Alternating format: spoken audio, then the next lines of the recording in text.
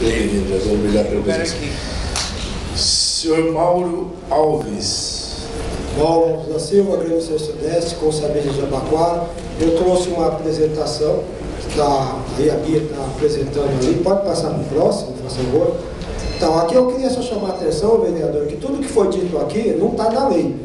Então, o PL, o projeto de lei aí, 367/2017, não trata disso que foi falado. Ele, na verdade, ele trata de fundos. É para a criação de um fundo, e nesse fundo vai entrar várias concessões, e aí que diz que vai ter 5 bilhões aí, só que não tem regulamentação nenhuma. Então, a gente fica discutindo os anexos, que na verdade são 4 linhas, e não está garantido nada na lei. Próximo, por favor. Então, a pergunta que eu estou fazendo aqui nessa audiência e na audiência das outras comissões é se a gente vai ficar discutindo o teor do projeto que trata de fundo ou se a gente vai ficar discutindo anexos que, na verdade, não estão descritos nenhuma condicionante na lei. Próximo, por favor.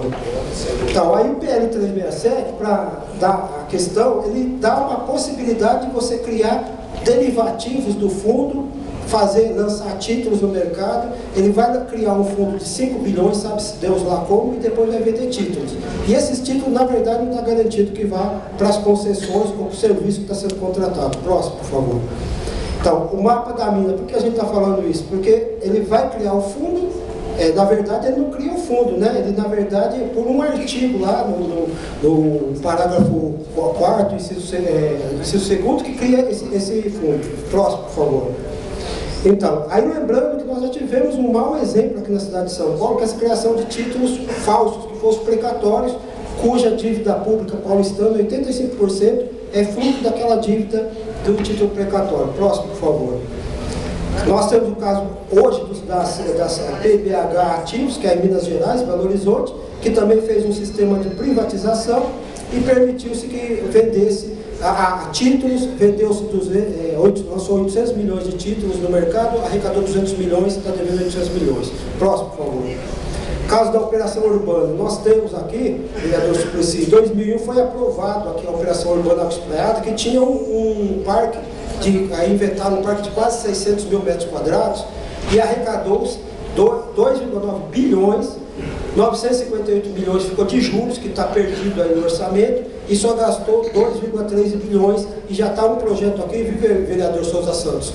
O PL tem um PL 722/2015, já estão pedindo mais 1 bilhão, porque parece que o dinheiro acabou e não terminaram as obras. Próximo, por favor.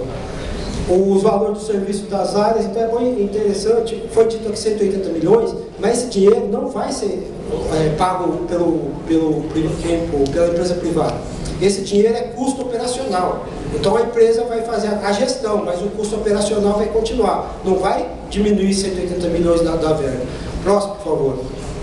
Então, da onde vai vir os recursos? Então a gente pode discutir a questão da venda, suspender a dívida pública, a questão da educação, que está sendo desviada, 1 bilhão da educação para pagar aposentados, e a questão da operação urbana Espraiada. Próximo, por favor.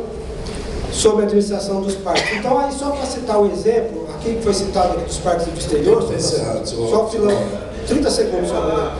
Na questão foi citado em outras audiências a questão do Central Park. E nós colocamos aí na apresentação do senhor, o Central Park ele custa 35 milhões de dólares por ano e só arrecada 70% em doações, que não acontece no Brasil. Ainda assim, a Prefeitura de Nova York destina de 5 a 6 milhões de reais por ano e eles só arrecadam 2 milhões. Então a privatização é uma falácia. E para finalizar, lembrando que o Giants de Nova York aluga o estádio que é administrado pelo parque da prefeitura. E ninguém está pensando em privatizar. Lá são 1.700 parques, nenhum privatizado. Muito obrigado. Obrigado.